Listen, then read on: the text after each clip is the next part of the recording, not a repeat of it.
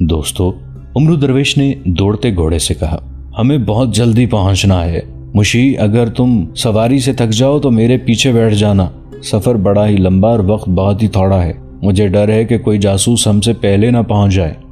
जासूस भी दारुल हुकूमत को रवाना हो गया था। ये वही था जो अली बिन सुफियान के आदमियों की हिरासत से भागा था। वो एक वादी में चला गया था क्योंकि उसे ताक़ुब का डर था। वो वादी से निकला और उसने दारुल हुकूमत का रुख करते वक्त बहुत ऊपर का चक्कर काटा। इतने वक्त में उमरू दरवेश बहुत दूर निकल गया था। जासूस को यह खबर देनी थी कि उमरू दरवेश का राज बेनकाब हो गया है। उसे उमरू दरवेश पर शक का इजहार भी करना था। इसका मतलब यह था कि उमरू दरवेश को एक बार फिर कैद खाने में बंद होना था। उमरू दरवेश इससे पहले पहुंचकर सूडानी सालार को धोखा देता और इसहाक को रिहा कराना चाहता था। मुशी को इस स्कीम का इल्म था और वो गवाह की हैसियत से साथ जा रही थी।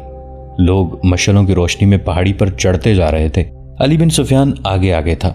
पहाड़ी की चोटी पर उसके आदमियों ने 2 जासूसों को बांध रखा था। उन्हें मशालें ऊपर नजर आ रही थीं। एक आदमी ने दिया उनके सामने कर दिया ताकि आने वालों को मालूम हो जाए कि उन्हें कहां आना है। हमारे साथ चलो, रस्सियों से बंधे हुए एक आदमी ने कहा। जो मांगोगे मिलेगा, हमें छोड़ दो। क्या तुम हर मुसलमान को ईमान फरोश समझते हो? उसे जवाब मिला, दुनिया की दौलत और दोज़ख की आग में कोई फर्क नहीं। तुम अपनी कौम को धोखा दे रहे थे। वो आ रहे हैं, दूसरे कैदी ने कहा। वो हमें संसार कर देंगे। ये बड़ी अजियतनाक मौत होगी। कहो क्या लेते हो? हम दूसरी तरफ भाग चलते हैं, सोना देंगे। जूं जूं मशालें ऊपर आ रही थीं, दोनों कैदियों की बेचैनी बढ़ती जा रही थी। एक ने कहा, तुम्हारे पास तलवारें हैं, इनसे हमारी गर्दनें काट दो। हमें इन लोगों से बचाओ। अल्लाह से गुनाहों की बख्शिश मांगो। मशालें उनके सर पर आन रुकी। अली बिन सुफियान ने लोगों को दूर दूर खड़ा कर दिया। लोग 2 आदमियों को रस्सियों में बंधा देखकर हैरान होने लगे। ये हैं तूर का जलवा दिखाने वाले, अली बिन सुफियान ने लोगों से कहा और जमीन पर देखा। वहां आतिशगीर सयाल गिरा हुआ था। जरा परे बर्तन पड़ा था। उसने कहा, इस बर्तन में वही तेल था जो मैंने कपड़े पर डालकर दिखाया था। यह तेल यहाँ गिराया गया है। मैंने 4 आदमी शाम के वक्त यहाँ छुपा दिए थे। उमरू दरवेश की मशल के इशारे पर इन दोनों ने इस दिए से इस तेल को आग लगानी थी और यह तूर का जलवा था जो तुम लोग देख ना सके क्योंकि मेरे आदमियों ने उन्हें आग लगाने से पहले ही पकड़ लिया था। ये 3 थे, एक आदमी ने कहा। तीसरे ने हमारा मुकाबला किया, उसकी लाश दरख्त के साथ पड़ी है। अली बिन सुफियान ने मशल का शोला तेल पर रखा तो तेल जल उठा। शोला ऊपर तक आया और आहिस्ता आहिस्ता बुझने लगा।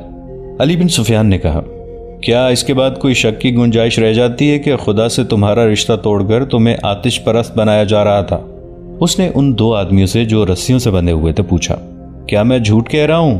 मुझे बख्श दो। एक ने खौफजदा आवाज में कहा, तुमने जो कहा सच कहा। क्या तुम इसी इलाके के मुसलमान नहीं हो? हाँ। दोनों ने सर हिलाए। क्या तुम्हें सलीबियों और सूडानी कुफार ने इस काम की तरबियत नहीं दी थी? उन्होंने ही दी थी। और तुम अपनी कौम को धोखा देने और अपने मजहब को तबाह करने का इनाम नहीं लेते? हाँ, एक ने जवाब दिया, हम इसका इनाम लेते हैं, हमें बख्श दो। दूसरे ने कहा, हम अपनी कौम के लिए जाने कुर्बान कर देंगे। पीछे से एक जोशीले मुसलमान ने इतनी तेजी से तलवार के 2 वार किए कि दोनों के सर जिस्मों से जुदा होकर गिर पड़े। अगर मैं कातिल हूं तो मुझे कत्ल कर दिया जाए। तलवार चलाने वाले ने तलवार लोगों के आगे फेंक कर कहा, खुदा की कसम ये शख्स कातिल नहीं है। इमाम ने कहा, यह कत्ल जायज था। एक शोर उठा। उमरू दरवेश ने सहर के आगाज में घोड़े रोके। छापा मारों और मुशी से कहा कि जरा आराम कर लें, घोड़ों को भी आराम देना जरूरी था। दारुल हुकूमत की तरफ जाने वाला जासूस आधी रात तक चला गया और एक जगह आराम करने के लिए रुक गया। उसे मालूम नहीं था कि उमरू दरवेश आगे आगे जा रहा है। वो लेटा और सो गया। सुबह तुलू होते ही उमरू दरवेश ने अपने काफिले को घोड़ों पर सवार किया और रवाना हो गया। वो फौजी था। छापामार भी सख्तियां बर्दाश्त करने के आदी थे। मुशी लड़की थी जो महल्लात में रहने की आदी थी। उसे ट्रेनिंग तो मिली थी लेकिन उसकी जिंदगी ऐशो इशरत में गुजर रही थी। मुशी, उमरू दरवेश ने उसे दौड़ते घोड़े से कहा, तुम्हारा चेहरा उतर गया है, तुम शब बेदारी की बीमारी नहीं, मेरे घोड़े पर आ जाओ। मुशी मुस्कुराई मगर उसकी आंखें बंद हो रही थीं। उमरू दरवेश ने उसे एक बार फिर कहा कि वो अपना घोड़ा छोड़ दे। मुशी ने इनकार में सर हिलाया। घोड़े दौड़े जा रहे थे। कुछ दूर आगे जाकर एक छापामार ने उमरू दरवेश से कहा, लड़की ऊँग रही है, गिर पड़ेगी। उमरू दरवेश ने अपना घोड़ा मुशी के करीब किया और बागें खींच ली। मुशी बेदार हो गई। उमरू दरवेश ने उसे कहा कि वो उसके आगे सवार हो जाए। मैं सहारा नहीं लेना चाहती, मुशी ने कहा। सहारा दूंगी, मुझे अपना अहद पूरा करना है। मुझे अपने माँ बाप के कत्ल का और अपनी अस्मत का इंतकाम लेना है। मैं जागने की कोशिश कर रही हूँ। घोड़े चले। बहुत आगे जाकर मुशी नींद पर काबू न पा सकी। उमरू दरवेश उसके करीब था। अगर वो देख न लेता तो मुशी गिर पड़ती। उसने घोड़े रोककर मुशी से कोई बात कहे बगैर उसे कमर से पकड़ा और अपने घोड़े पर अपने आगे बिठा लिया। एक छापामार ने मुशी के घोड़े की बागें अपनी जीन के साथ बांध दी और घोड़े दौड़ पड़े। मुशी ने सर उमरू दरवेश के सीने पर फेंक दिया और गहरी नींद सो गई। उसके खुले बाल उमरू दरवेश के चेहरे पर पड़ने लगे। ऐसे मुलायम और रेशमी बालों के लम्ब से वो आशना नहीं था, मगर उन बालों ने उस पर वो असर न किया जो एक जवान मर्द पर होना चाहिए था। उसे मुशी की बातें याद आने लगी। तुम्हारी आगोश में मुझे अपने बाप की आगोश का सुरूर आया था। मुशी ने उसे इसी सहरा में चंद रातें पहले कहा था। मुझे तो ये भी याद नहीं कि मेरे माँ बाप भी थे। तुमने मेरा माजी मेरे आगे रख दिया है। फिर उमरू दरवेश को यूं महसूस होने लगा जैसे हवा के जन्नाटों से उसे मुशी की सरगोशियां सुनाई दे रही हैं। मुझे अपने सीने और अपने बाजों की पनाह में ले रखो। मैं मुसलमान की बच्ची हूँ। मुझे सलीबियों के हवाले न कर देना। मुझे खून नजर आ रहा है। ये मेरे बाप का खून है, ये मेरी माँ का खून है। दोनों खून मिलकर बैतुल मक़दिस की रेत में जज्ब हो गए हैं। उमरू दरवेश, तुम्हारी रगों में हाशिम दरवेश का खून दौड़ रहा है। तुम्हें इस लहू का खिराज वसूल करना है जो बैतुल मक़दिस की रेत में जज्ब हो गया था। तुम्हें फ़लस्तीन की आबरू पुकार रही है। क़िबला अव्वल को दिल से उतार न देना हाशिम के बेटे। छापामारों ने देखा कि उमरू दरवेश ने घोड़े को एड़ लगा दी थी। छापामारों को भी अपने घोड़ों की रफ्तार तेज करनी पड़ी। मुशी के बाल और ज्यादा बिखर कर हवा के जन्नाटों से उसके चेहरे पर उड़ने लगे। उमरू दरवेश, एक छापामार ने घोड़ा उसके करीब करके कहा। घोड़े किसी चौकी से बदलने की तो उम्मीद नहीं। घोड़े को इस तरह ना मारो, जरा आहिस्ता चलो। उमरू दरवेश ने छापामार की तरफ देखा और मुस्कुरा दिया। उसने घोड़े की रफ्तार जरा कम कर दी और बोला, खुदाए जुल जलाल हमारे साथ है, घोड़े थकेंगे नहीं। उसकी आवाज से मुशी की आंख खुल गई। उसने घबरा कर पूछा, मैं कितनी देर सोई रही? मेरा घोड़ा कहाँ है? तुम तो सो गई थी, उमरू दरवेश ने कहा, लेकिन मेरे ईमान की जो रग सोई हुई थी वो जाग उठी है। उठो, अपने घोड़े पर सवार हो जाओ, हम शाम तक मंजिल पर पहुंच जाएंगे। अली बिन सुफियान उसी गांव में चला गया था जिसे मुसलमानों ने अपनी जमींदोज सरगर्मियों का मरकज बना रखा था। उसने अपने छापामारों और जासूसों के सपुर्द ये काम किया था कि तमाम इलाके में फैलकर उमरू दरवेश की शोबदाबाजियों की हकीकत बता दें। उसने वहां के लीडरों को बताया कि वो लोगों को तैयार कर लें। ये इलाका बहरहाल सूडान का था, जहां मुसलमानों को मनमानी करने की इजाजत नहीं थी। सूडानी फौज हमला करने का हक रखती थी। मुसलमानों ने अपने इलाके में अपना कानून राइज कर रखा था। उन्होंने जिन जासूसों को गिरफ्तार कर लिया था उन्हें अपने बनाए हुए कैद खाने में डाल दिया था। उन्हें सजा देनी थी जो सूडानी कानून के मुताबिक जुर्म था। इन मुजरिमों ने जो कुछ किया सूडानी हुकूमत की बेहतरी के लिए किया था। अली बिन सुफियान ने खतरा मोल ले लिया था। उसने छापामारों की 2 पार्टियां तैयार कर ली। कैद खाने में इसहाक को एक अच्छे कमरे में रखा गया था। उसे निहायत अच्छा खाना बाइज्जत तरीके से दिया जाता था। वो अच्छी तरह समझता था कि उसके साथ इतना अच्छा सलूक क्यों हो रहा है। उमरू दरवेश उसे अपनी पूरी स्कीम बताकर गया था। इसहाक तन्हाई में बैठा उसके मुतालिक सोचता रहता था। उसे 2 खतरे नजर आ रहे थे। एक ये कि उमरू दरवेश ने कैद खाने की अजियतों से तंग आकर सूडानियों के हाथों में खेलना शुरू कर दिया होगा। दूसरा खतरा ये कि उमरू दरवेश कहीं अपने ही मंसूबे की नजर ना हो गया हो। इसहाक अपने फरार के मुतालिक भी सोचता रहता था, लेकिन उसे कोई सूरत नजर नहीं आती थी। सूडानियों के लिए वो कीमती कैदी था जिस पर उन्होंने इजाफी पहरे लगा रखे थे। जब से उमरू दरवेश उससे अलग हुआ था उसे किसी ने नहीं कहा था कि वो अपनी कौम को सूडान का वफादार बनाए। सूडानी सालार जो उसके पीछे पड़ा रहता था उसके सामने भी नहीं आया था। सूरज गुरूब हो चुका था। 4 घोड़े सूडान के दारुल हुकूमत में दाखिल हुए और सीधे फौज के मरकज के सामने जा रुके। उमरू दरवेश को मालूम था कि उसे कहाँ जाना और किसे मिलना है। उसे ज़हनी तखरीबकारी की तरबियत यहीं से मिली थी। उसने मुहाफिज दस्ते के कमांडर को उस सूडानी सालार का नाम बताया जिसने उसे इस काम के लिए तैयार किया था। उसे फौरन सालार के घर पहुंचा दिया गया। नाकाम लौटे हो या कोई अच्छी खबर लाए हो? सूडानी सालार ने उसे देखते ही कहा।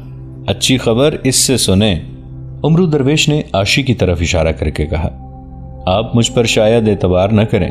मुशी थकन से चूर पलंग पर गिर पड़ी। वो मुस्कुरा रही थी। उसने उमरू दरवेश से कहा, इन्हें सारी बात खुद ही बताओ और जरा जल्दी करो, हमारे पास इतना वक्त नहीं है। हमारी मुहिम इतनी जल्दी कामयाब हुई है जिसकी मुझे बिल्कुल उम्मीद नहीं थी। उमरू दरवेश ने कहा और पूरी तफसील से सुनाया कि उसने किस तरह पानी को आग लगाई और तूर के जलवे दिखाए हैं। और इसके बोलने का जो अंदाज था उसने मुझे तो हैरान ही कर दिया था। मुशी ने उमरू दरवेश के मुतालिक कहा, लोग इसके शोबदों से इतने मुतासिर नहीं हुए थे जितने इसकी जबान से। क्या आपको अभी तक कोई नहीं बताने आया कि वहां हमने किस हद तक कामयाबी हासिल कर ली है? उमरू दरवेश ने पूछा। कोई भी नहीं आया, सोडानी सालार ने कहा। मैं तुम दोनों के मुतालिक परेशान था। उमरू दरवेश को यह सुनकर इत्मीनान हुआ कि यहां अभी तक कोई जासूस नहीं पहुंचा। जासूस जो मुसलमानों की हिरासत से फरार होकर आ रहा था अभी दूर था। उसकी रफ्तार वो नहीं थी जो उमरू दरवेश की थी। इस रफ्तार से उसे सुबह के वक्त पहुंचना था। उमरू दरवेश का धोखा इसी जासूस की गैर हाजिरी में ही चल सकता था। उसके पहुंचते ही असल सूरत हाल को बेनकाब होना और उमरू दरवेश को कैद खाने में बंद होना था। अब मुझे इसहाक की जरूरत है, उमरू दरवेश ने कहा। मैं आधे से ज्यादा मुसलमानों के जहन साफ कर चुका हूं। मैंने उन्हें इस पर आमादा कर लिया है कि वो सूडान के वफादार हो जाएं। मैंने सलाहुद्दीन अय्यूबी के खिलाफ नफरत और दुश्मनी पैदा कर दी है। मैंने साबित कर दिया है कि सलाहुद्दीन अय्यूबी फिरौनों का जानशीन है। अब मुसलमानों को अपना कोई कायद कह दे कि हमें सूडान का वफादार होना चाहिए। इस इलाके की तमाम तर आबादी आपकी होगी। मैंने वहाँ मालूम किया है और ख़ुद भी जानता हूँ कि यह कायद इसहाक के सिवा कोई नहीं हो सकता। उसे वहाँ के मुसलमान पीर और पैगम्बर मानते हैं, मगर इसहाक से मनवाए कौन? सूडानी सालार ने कहा। मैं उसे इस खित्ते की इमारत के लालच दे चुका हूँ। उसे ऐसी ऐसी अजियतें दी हैं जो घोड़ा भी बर्दाश्त नहीं कर सकता। मुशी भी नाकाम हो चुकी है। अब मुझे कोशिश करने दें, उमरू दरवेश ने कहा। उसे कैद खाने से निकालकर उसी कमरे में भेज दें जहां आपने उसे एक बार रखा था और मुझे भी रखा था। आप उसके दुश्मन हैं, मैं उसका साथी हूं। क्या वहां आशी को एक बार फिर ना आजमाएं? सूडानी सालार ने पूछा। नहीं, उमरू दरवेश ने जवाब दिया। मैं अब अपनी जबान का जादू आजमाऊंगा। उसे अगर अभी उस कमरे में ले जाएं तो मुझे उम्मीद है कि सुबह तक मैं उसे अपनी चाल में फंसा लूंगा। मेरे पास ज्यादा वक्त नहीं। इस इलाके से मेरी गैर हाजिरी लंबी नहीं होनी चाहिए। आप जानते हैं कि वहाँ मिस्री जासूस भी हैं। मैंने वहाँ जो जादू चलाया है उसे मिस्री जासूस मेरी गैर हाजिरी में बेकार कर सकते हैं। सूडानी सालार ने इन दो छापामारों के मुतालिक पूछा जो उमरू दरवेश के साथ थे। उसने बताया कि ये उसके मुहाफिज और मुरीद हैं और ये उसके साथ रजाकाराना तौर पर आए हैं। वो इमारत का खुशनुमा कमरा था जिसमें इसहाक को लाया गया था। सालार खुद इसहाक को कैद खाने में से लाने के लिए गया था। उसने इसहाक से कहा था, मैं तुम्हारे कौमी जज्बे और ईमान का कायल हो गया हूँ। तुम्हारा एक दोस्त उमरू दरवेश तुमसे मिलने का ख्वाहिशमंद है।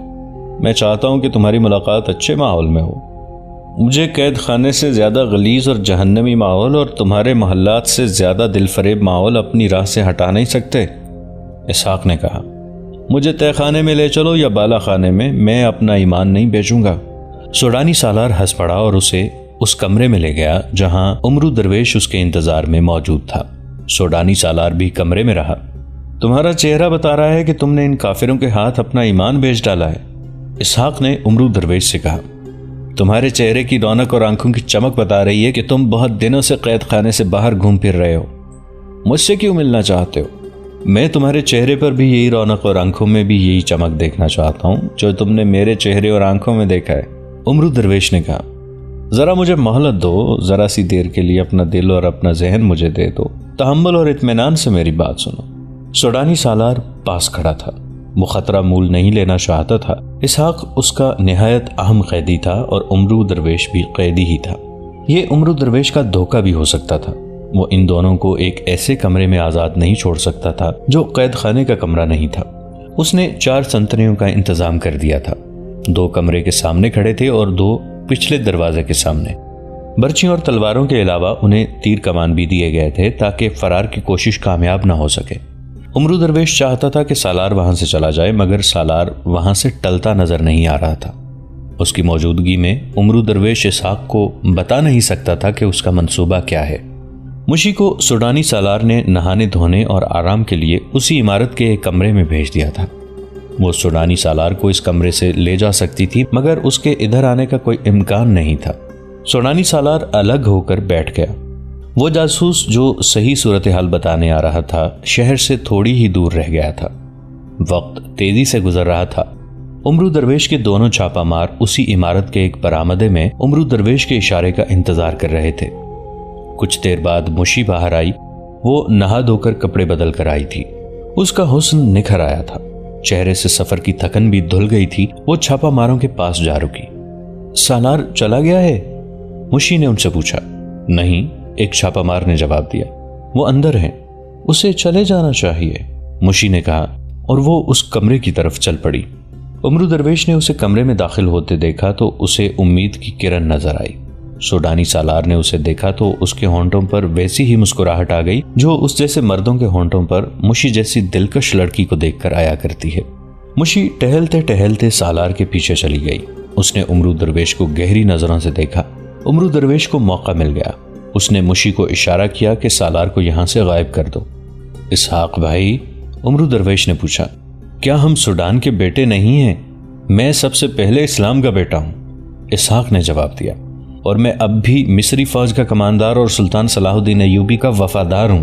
अगर सूडान की सरजमीन मेरी माँ है तो मैं अपनी माँ को इस्लाम के दुश्मनों के हवाले नहीं कर सकता। उमरू दरवेश, मैं तुम्हारी तरह इस्लाम की अजमत और अपनी गैरत को फरोख्त नहीं कर सकता। मुशी ने पीछे से सोडानी सालार के कंधों पर दोनों बाजू रखे और मुंह उसके कान से लगाकर कहा, चंद दिनों में आपका दिल मर गया है? सोडानी सालार ने घूम कर देखा तो मुशी के गाल और बिखरे हुए बाल सालार के गालों से टकरा गए। मुशी मुस्कुरा रही थी। उसने मखमूर और तिश्ना लहजे में कहा, मैं इतनी खतरनाक और थका देने वाली मुहिम से वापस आई हूँ। कल फिर इन्हीं जंगलियों के पास चली जाऊंगी जिनके पास पीने को पानी के सिवा कुछ भी नहीं है। मैं तो शराब की भूख को भी तरस गई हूँ।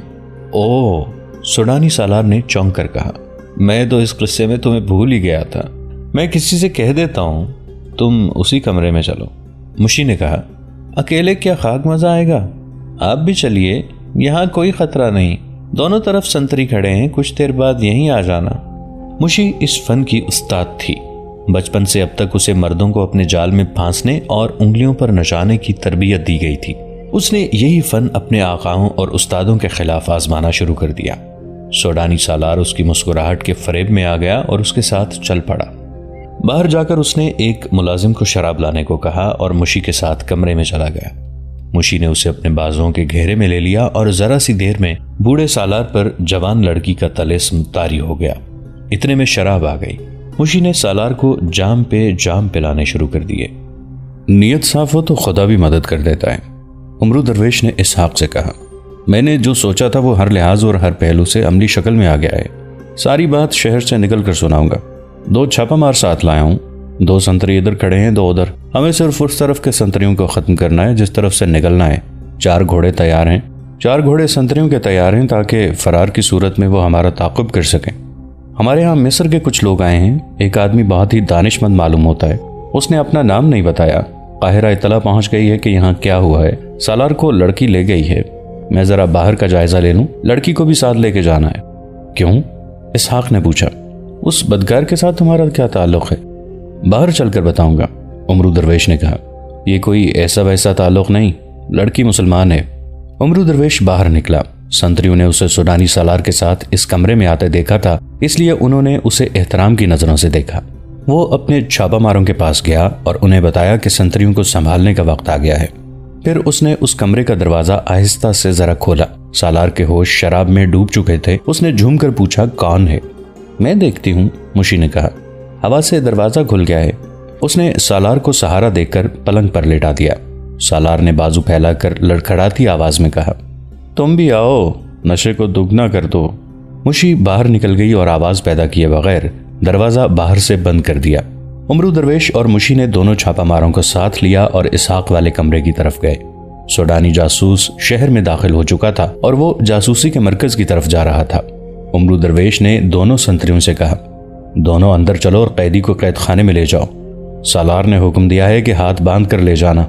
दोनों संतरी इकट्ठे अंदर गए। उनके पीछे दरवाजा बंद हो गया। दोनों छापामार बायक वक्त उन पर झपटे। दोनों की गर्दनें एक एक छापामार के बाजू के शिकंजे में आ गईं।